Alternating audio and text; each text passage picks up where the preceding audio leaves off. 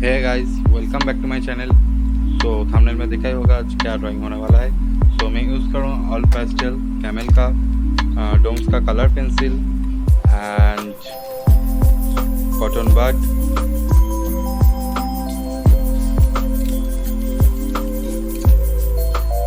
Charcoal pencil, blue stamp वाला, white gel pen and rubber stamp use करूँगा कि नहीं का पता है। तो चलो, तो इधर पे एक प्रॉब्लम हो गई थी मेरा वीडियो करते वक्त, कब वीडियो ऑफ हो गया था क्या पता ही नहीं चला। मेन इम्पोर्टेंस का टाइम ही बंद हो गया था। तो स्टार्ट किया, मैं पूरा ड्राइंग किया हूँ तो रुका नहीं।